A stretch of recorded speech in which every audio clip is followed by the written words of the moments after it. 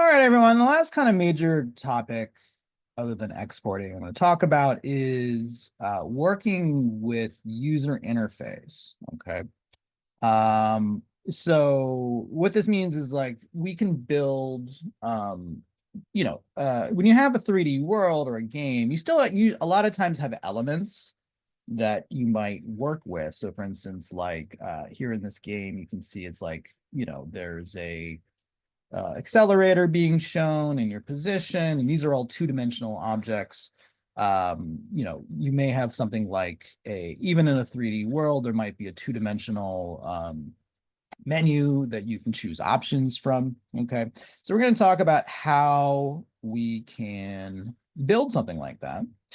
So this is exercise 10, and I'm going to show you guys how to add a three-dimensional, or how to add a what's the word I'm looking for? How to add um user interface. Okay. So why don't we actually use let me use the previous ones for now. Let's kind of just zoom in here. And this is how my game looks. And what I want to do, let's just say for the sake of argument, I wanted to put the logo of the game, like right here in the upper left-hand corner. Okay. What I'm going to do is under game object, we're going to add UI or user interface. And I'm going to go and let's just add a canvas. Okay. Now, when you do that, you might notice this big white thing here. Okay. And what it represents is your viewport. Okay. Which in this case is like, it's going to look like this, but it would be like your television or the screen of your phone or whatever it is that the game or the world is being presented on. Right. And what I'm going to do is we're going to add an image. And to be honest, although we can look at this in 3 dimensions like this, it's actually a little easier just to look at this in 2 dimensionals.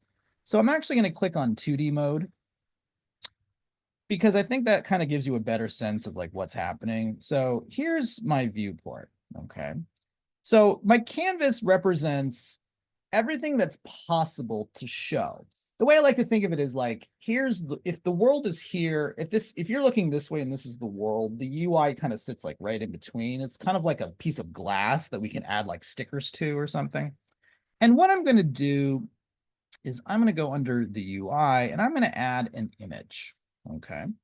Now, when I do that, you get this. And if you're in 2D mode, you can move it around in two-dimensional space, as I'm doing right now.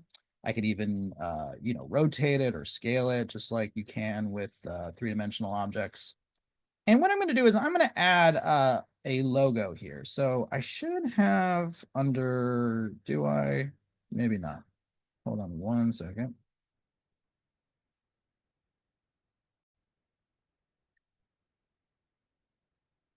All right, so I have some icons here. It's kind of hard to tell because they look like they're pure black. But if you look at the images in your image folder here, you can tell I have some icons here. Okay, I want to put them into my scene right here. So what I'm going to do is actually, your images have to be a certain type of image. So if I click on this VR headset image, I need to change the texture type from default to where it says sprite. See how it says 2D and UI for user interface? I'm going to do that. Okay, and I'm going to do the same thing for these other ones while we're here.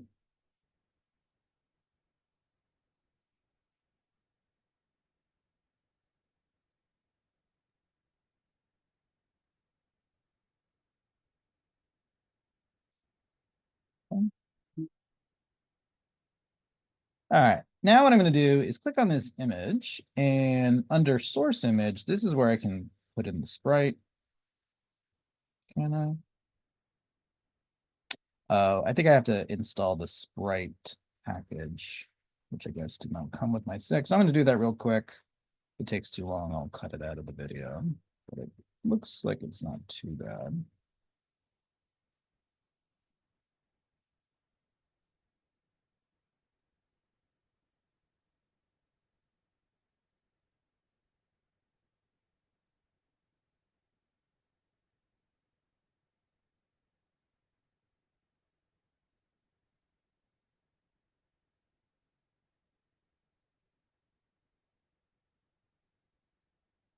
All right. I think that should have fixed that problem. All right. Oops. All right, I'm gonna grab that image here. And by the way, if you want to I'm gonna relabel this or rename it, I should say, into logo. And once again, I'm gonna click on this and under image source, let's set that to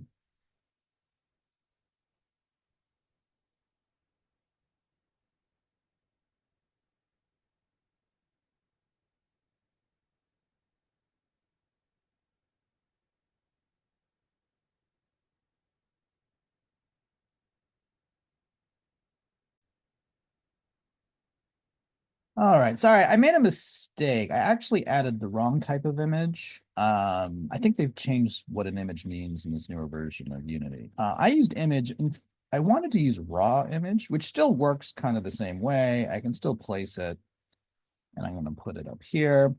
The difference is that now when I drag my sprite into the texture, that should work, and you should see that I have my image, right? And if I actually go over to the game, you can see that it appears in the top left corner. If I want to swap this out with maybe like the globe, you can even put I think a background color here.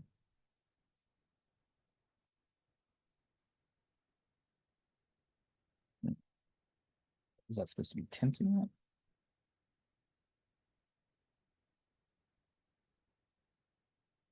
That's applying it to the image. I don't think we're going to want that.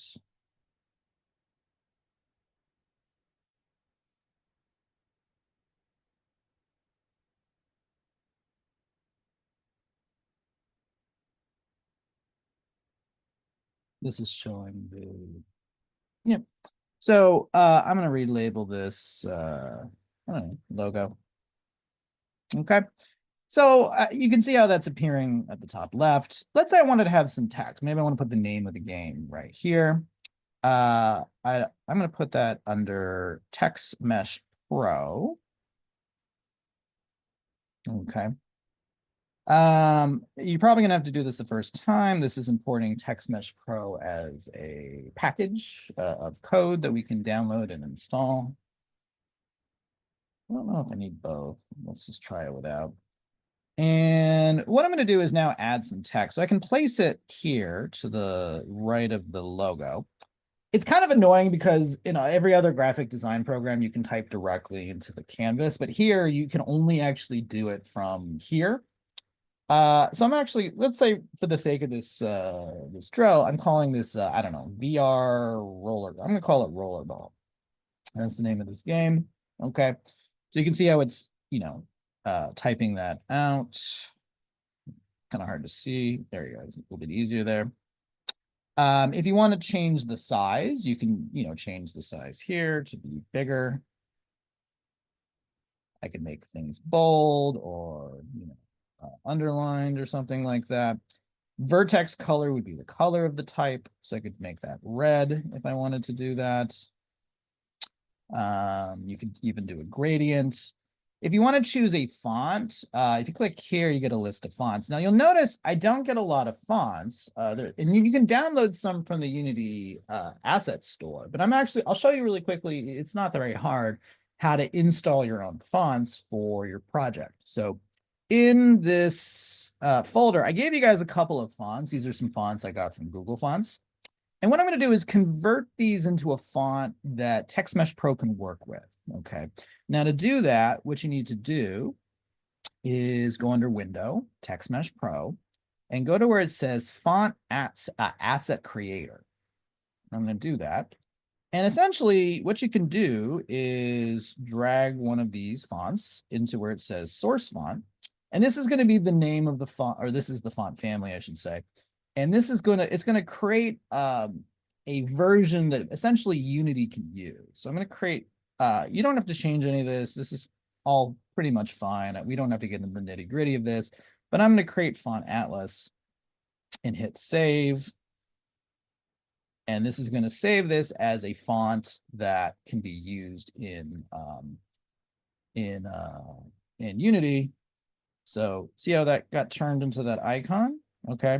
I'll do the same thing for Zendots. Let's drag that. once again, just double check you're using the right font and the right typeface. If it has versions of it, I'm going to generate a font atlas and hit save. And I'll call this Zen Dots. Okay. And so now if I want to, if I go back to font asset, I can change this from Liberations to Luckiest Guy or Zen Dots or something. Okay. So, this can give you some additional options here. You can do some other things like alignment, spacing options, if you want some space between characters. So, this is basically tracking like in other, programs like Photoshop or Illustrator.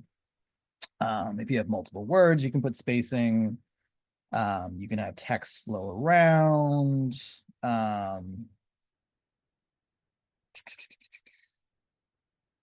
Everything else here seems fine. Yeah, that's kind of it. Those are the kind of the major ones. Could have sworn there was like a drop shadow, but maybe I'm wrong.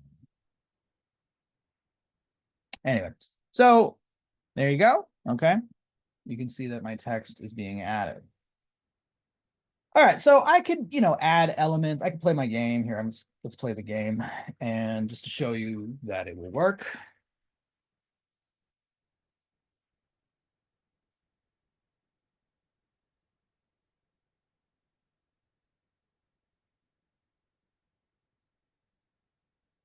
One, two, three. I go to the next. Oops. I think I'm on the wrong layer.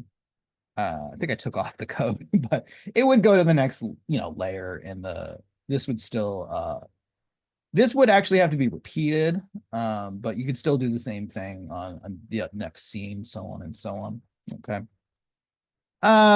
Let's just, I'm going to turn the game off. Let's say that we talked about the concept of, I'm going to go back to, I have this code here. We talked about the idea of like keeping track of the number of diamonds, right? Now, that's happening in the code, but the user can't see how many diamonds they have, right? I don't know if I have 0 diamonds or 1 diamond or anything like that. So it'd be really nice if we could be told how many diamonds we currently have. So what I'll show you guys now, I'm going to rename this game title. I'm going to add a piece of text, maybe like, I don't know, down here or something like that, or maybe in the top right. And I want that to be how many diamonds do I currently have? Okay. So let's try this. I'm going to now to do this. So I'm gonna go back to this code. Remember how we imported some code here? Well, we're actually gonna have to do the same thing for TextMesh Pro. TextMesh Pro is a package, and it has some functions that we want to take advantage of. So we're gonna say using TMP Pro. Okay. All of this is in the like code thing here I have for you. And what I want to do is, in addition to the diamond variable that's an integer, I want to have a variable that's just a text variable. Okay. So I'm going to create a variable called, and make sure it's public. This is going to become important later. And sorry, I got to look at my slides because I don't remember what this is off the top of my head.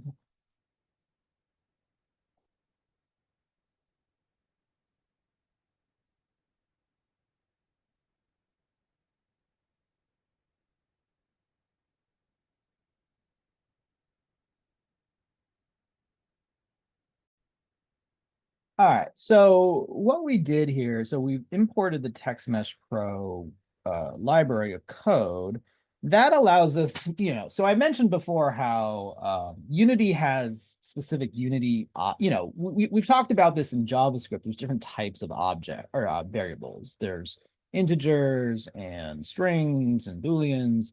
And then when you have Unity, they have their own type of variables too. The audio source one we did for the audio, that was a particular type of variable. Well, importing this code allows us to make a text mesh pro variable. So we have to say the type of variable it is once again. So it's text mesh pro UGUI. So this is the type of variable it is. And you can come up with a name. I'm going to call it score. Okay. And what I want to do is I want to say, okay, I have this variable score. I want to set the text to something. Okay. So I'm going to say text, and so the text has to be a string, but I can combine that string with actually this number. So I'm going to say, okay, diamonds, and I'm going to say add diamonds. So in other words, what's happening here is, all right, I have this variable called score. It's an object, and one of its properties is the text that makes up the score. What is the text of it? And I'm saying that is equal to the word diamonds and then the actual variable diamonds, okay? Which in this case would be 0 at the moment, okay? So let's try this out. I'm gonna go back. And what I'm going to do is I'm going to add some more text. Okay. So I'm going to go, give it a second for my code to load.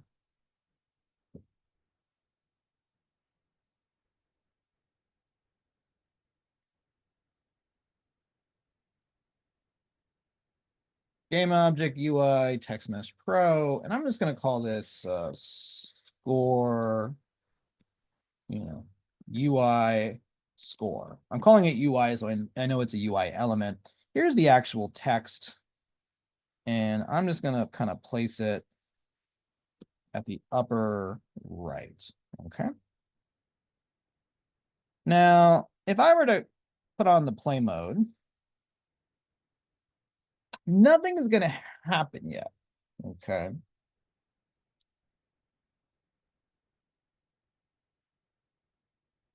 Okay, it's playing. It still says new text. Okay, so nothing happened. What I need to do is I need to connect the text of this variable to my score variable that's in my code. Okay. How am I going to do that? Well, what I'm going to do, I'm going to click on this. And what I'm going to do, actually, I'm going to click on, let's turn off 2D mode for a second. Let me try to find that character. All right. I got the player here, and that's the one that this code's been applied to, the one that keeps track of the diamonds. And what I'm going to do is where it says diamonds, see where it says score, and then it has nothing here? What I'm going to do is take this and drag it into there. Okay. And so what this means is that it's basically a giant game of variable substitution where whatever happens here is now going to get substituted into here, which then substitutes into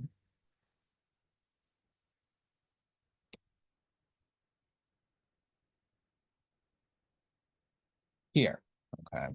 Now let's try this out. So what should happen is when I hit play, the text should go from new text to score equals 0. So let's see if that works. Diamonds equals 0, and it does. Okay. And I can come back and, I don't like, maybe I want the text to be smaller and all that kind of stuff. So I could click, I'm going to go under here, set it from 36 to like, I don't know, 25 or something. I can also get rid of this text. So there's no default text. It just goes straight to that. Okay. Now I'm going to hit play again, and that all of this stuff should now update.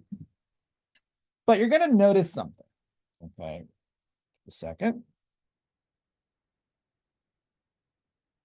And that is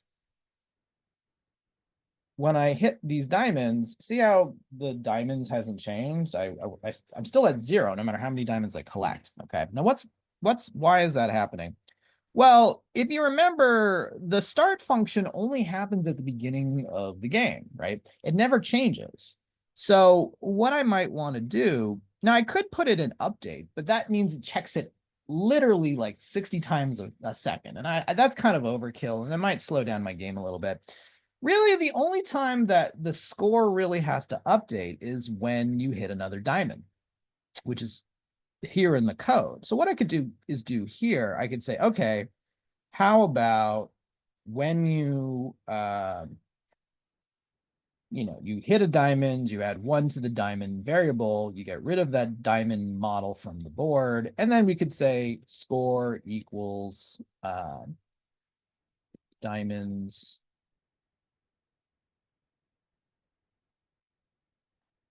plus diamonds. Okay. So what does that mean? Well, we set up this variable. We set it to defaultly be diamonds plus diamonds. Since diamond is 0, that would mean diamonds is equal to 0. And then when we come here, we've added 1 to diamonds. So diamonds goes from 0 to 1.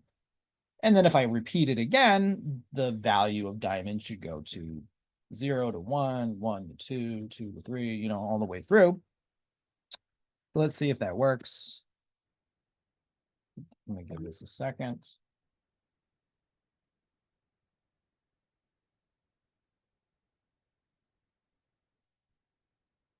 Oops.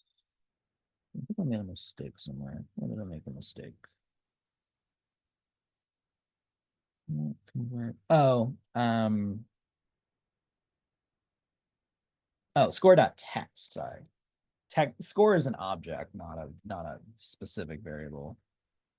I'm trying to change the property of this object, which is what's going on here.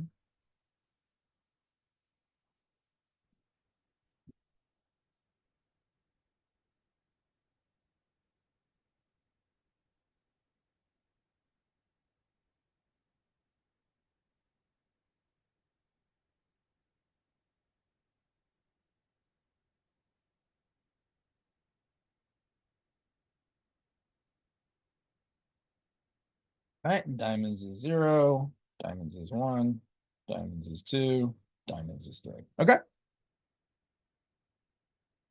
And that's how that works. So we can use, UI to change values of things. I could set it that maybe I have some text here in the center, and I want to set it up that when the text, you